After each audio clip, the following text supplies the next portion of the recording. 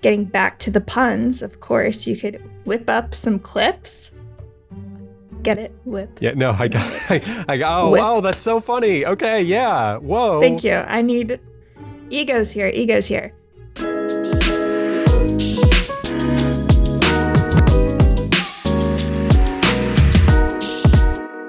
Hey everyone, and welcome to the Headliner Podcast. We're your hosts, Nicholas and Elissa, and we're here to keep you in the loop on all the things you can do to promote your podcast. So Elissa, what are we talking about today? Well, we know I love my puns, right? So today we have a very poor interpretation of a very cheesy blog post that we did for Halloween, but it's rethemed and retooled for Thanksgiving. And it's all kind of geared around how to use your quote, leftovers or your back catalog to grow your podcast. Amazing. That is very clever. Whoever came up with that, they deserve a gold star for the week. Month. Yeah, month, yeah. Why not the end of the year? I mean, we're almost there anyways. Yeah. So with that, I won't take the credit. It was not my idea, Nicholas. I believe it was your idea because I may have flaked and forgot to do it for Halloween. So here we are using leftovers to grow our podcast. Team effort. I couldn't have gotten there if you didn't forget. So it's totally fine. Thank you. I guess we can take turns stoking each other's ego. So we can do that at a later date and time, though. So in the spirit of that, Elissa, this idea of reheating your leftovers for your podcast, we're talking about the idea of your podcast back catalog. You know, that big pile of previous episodes you've made, some of which are hopefully evergreen, that can just be dusted off and thrown in the microwave, metaphorically or literally. Actually, not literally, that probably would be a fire hazard. But, you could just reheat them. You can put them out around the time of the year where things start to slow down for your show. Maybe you're busy because of the holidays, etc. And you give your audience more content. And because your audience is constantly growing and changing, right? Hopefully it's brand new content as far as they're concerned. But I don't know, that's about it, I think, right? That makes sense. Episode over. Yeah, nice. Record time. But yeah, just kidding. We have a lot of stuff to get through. Yeah, so I guess what are some of the ways? We just described it, leftovers are your old episode, right? What are some of the ways that you can reheat those leftovers though, other than just throwing it on your RSS feed again? Boy, do I have some pun-filled tips here. So you've kind of alluded to it, but your back catalog is a plentiful harvest or content, whatever you would like to call it. So, obviously, if you've been podcasting for years, you probably have a lot of episodes back there. Podcasting, as with any kind of form of digital media, it's dynamic, it's ever-changing. We know that discovery is kind of tough, and people come in at all points of your podcast, especially if you're not new and you've had kind of this audience growth over time. Not everybody's heard your old stuff. So you kind of have all of these things that are probably evergreen or relevant or have some type of something that somebody might want to hear or hear again. So you can kind of leverage that back catalog and do just a lot of things to really kind of bring attention to stuff that you've already done or even inspire new growth using something that you already did. Yeah. No, that makes total sense to me. And I think it's just, it's like Thanksgiving. It's exactly what you said. Wow. This pun actually has a lot of legs to it with the whole bountiful harvest and all that stuff. It's a great idea. Yeah.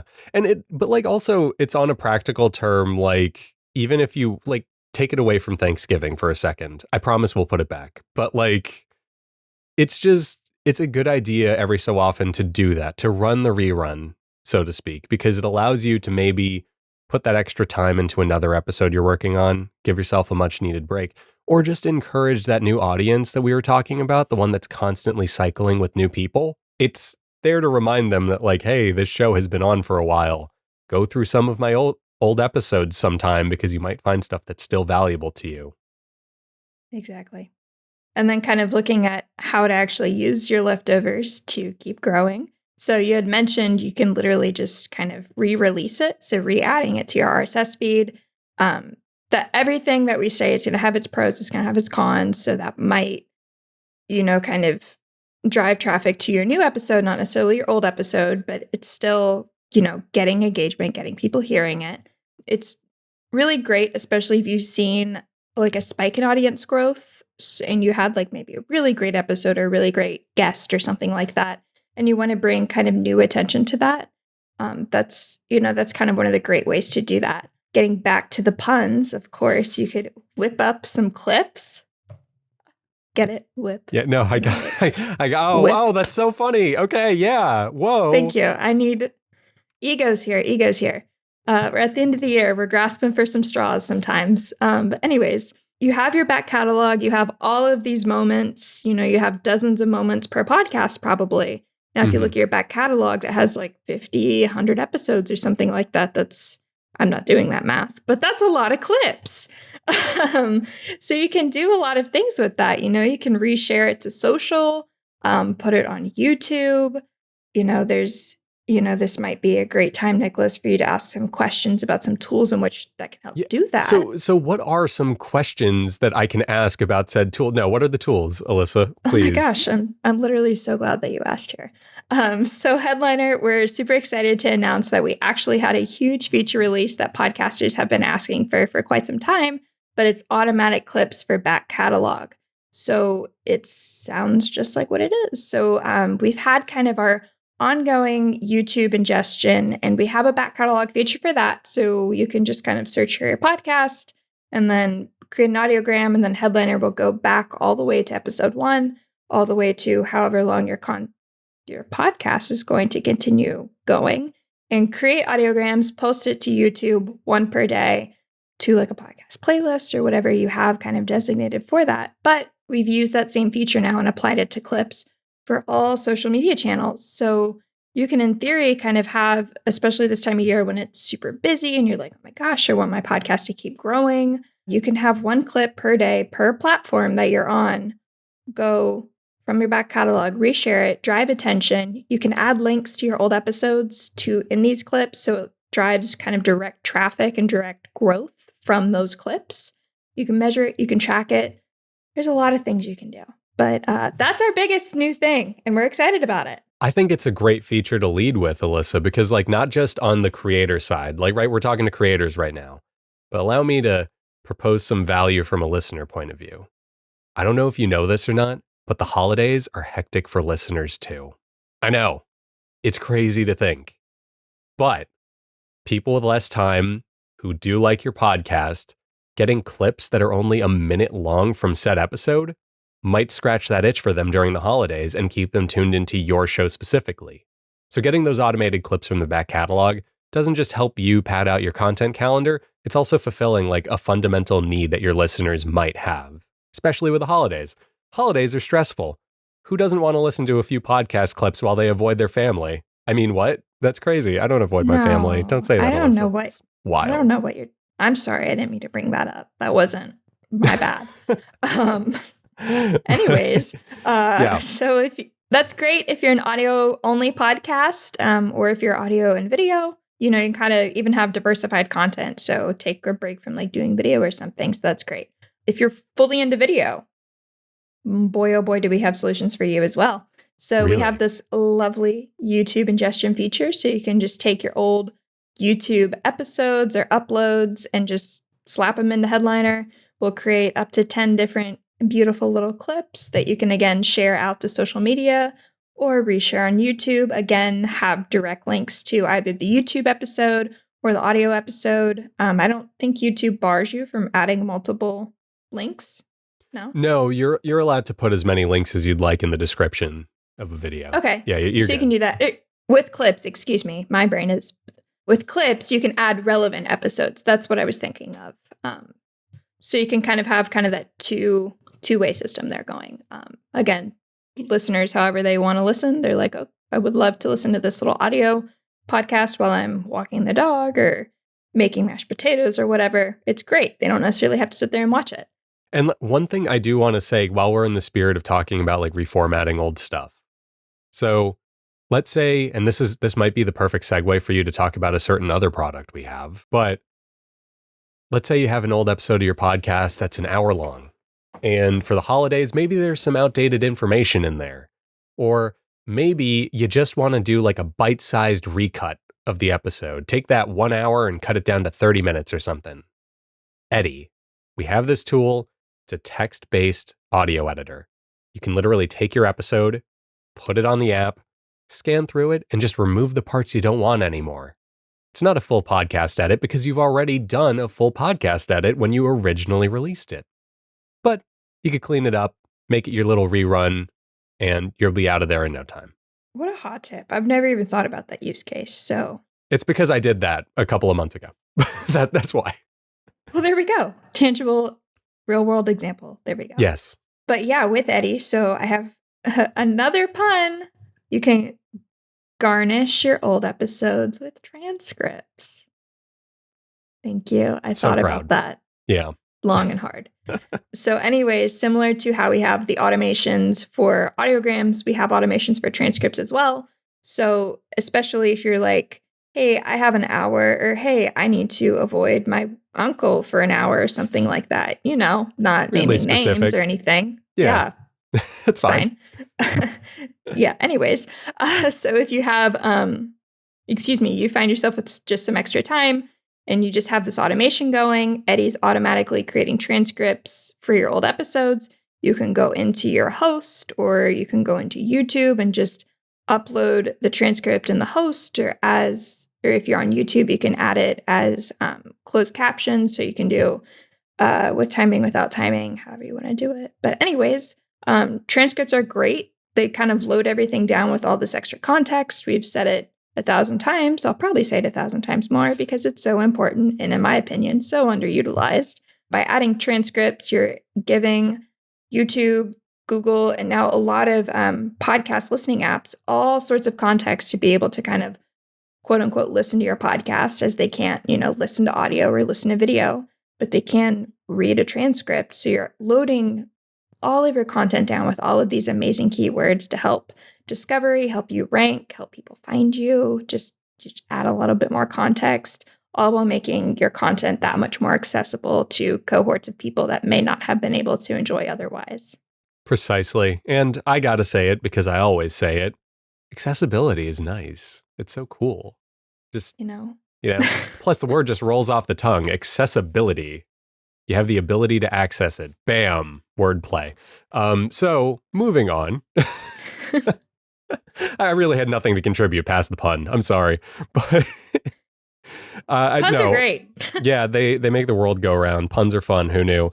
So, all this talk about transcripts, I think we do also have to talk about the value of a good old-fashioned baked-in caption for a video, right? Do you get that pun too? I said it, and then I was like, I hope that wasn't intentional, but you've been making a lot of intentional puns. They're yes. all puns. They're all intentional.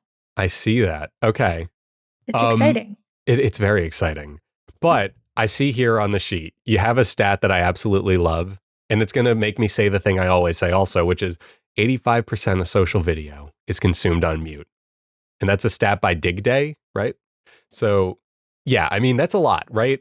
But it makes sense. You go on social media, and I don't know about you, but yeah, I do watch a lot of videos on mute because maybe I'm just doom scrolling after a long day while I watch a sport, and I'd rather listen to the sport, but I'm just kind of like skimming the transcript of a video. Or maybe the example I always used to use is I'm on the subway and I'm listening to music, and I don't want to stop listening to music, and I want to look at my phone because I don't want to make eye contact with people. We're just avoiding people left and right today. Yeah, what can I say? I'm an introvert. So, like stuff like that, it really does make sense. There are so many situations where you're going to watch a video with the sound off. And it's not even just that. It's the fact that having the captions there, even if you have the sound on, you're retaining more of the information, which I see now is actually a stat you put right under it. Captions increase retention by 95% by word stream. We love a stat. Yeah, we're a visual species. The thing I always used to do when I would make like audiograms is I would treat the captions almost like a oh my God, what's it called? But I'm drawing a blank on it. It's the thing when you're reading a book and Spark Notes. They're almost like a Spark Notes where you're just kind of like really quickly scanning through them, and you're latching onto those important keywords in each sentence, and you're just reaffirming the idea to yourself. So baking in captions to your videos using, headliner and stuff like that. Super helpful. And it's super easy too, because we have accurate captions and you can customize your text and even put little animations on them. So I don't know, like it feels like a quick, easy win, which, hey, at the end of the day, maybe that's what leftovers are. The analogy just keeps going. Yeah, it just keeps getting better. It's just really layered. I didn't think about it as much, but it's a good one. Great job. Well, thank you. I'll pat myself on the shoulder for that. But, from there, Elissa, I'm seeing the next note. Is there a pun here? Can you tell me? Can you explain this one to me? You have to, it's not like my best work, I will say. It was sharing is caring is a bullet point that I have written here, but there was something there. I felt like, you share Thanksgiving with around people with the holidays. Yeah. You could share your leftovers. I mean, this is a podcast about helping podcasters promote their show, not about writing puns. It passes. Well, we try. Okay. Very hard. Well, how about giving? Well, I can't really rhyme anything with giving. Whatever. Yes, sharing is caring. That's still the point. It's true. You're giving your audience a little gift, right? And I think you probably are going to go into something about the algorithm, but yeah, you're also making the algorithm happy.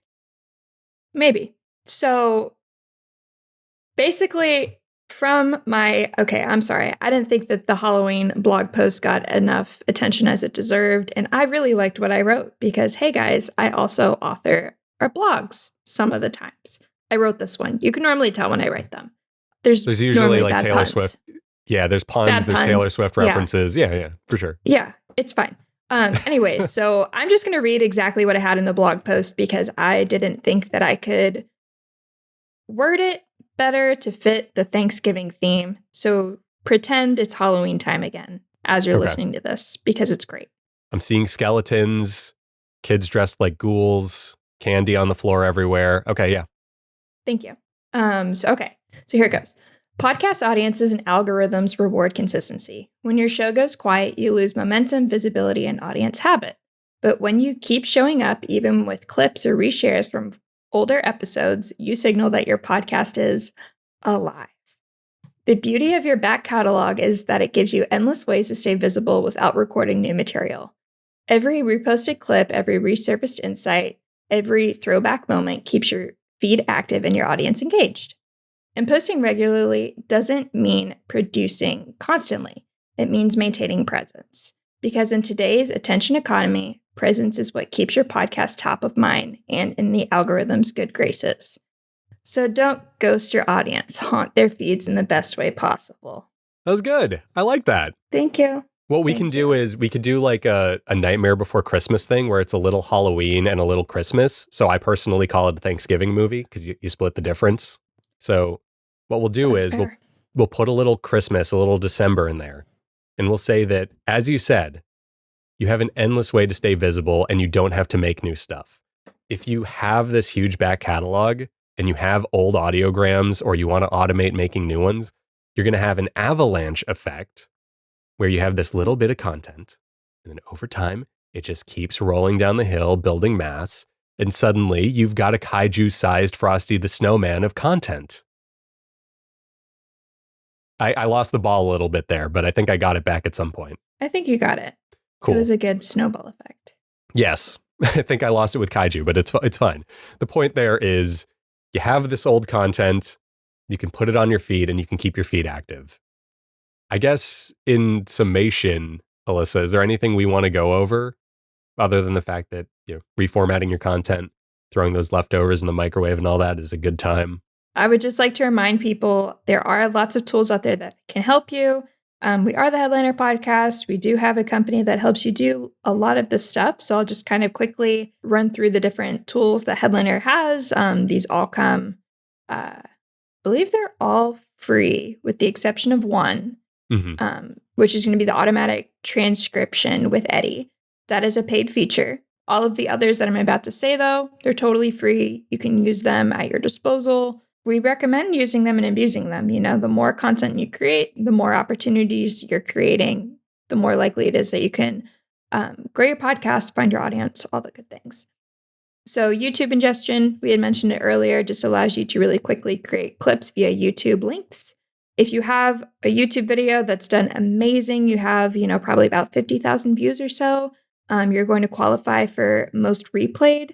Mm-hmm. And most replayed, it literally pulls the most replayed moments, which you can tell kind of on a little YouTube bar. If something's got a little wave or a spike above the little play guy, that's a most replayed moment. So Headliner can go and actually pull those from a video and create clips based off of existing proven audience engagement data. So great way to create really good clips from stuff that you've already done. Podcast promo. So we do actually have a paid growth tool. This is going to allow you to place clips of your podcast across the web, namely in kind of relevant targeted articles. So you're going to reach ears and eyes in a very highly targeted way to get some love and attention back on some of those older or existing episodes.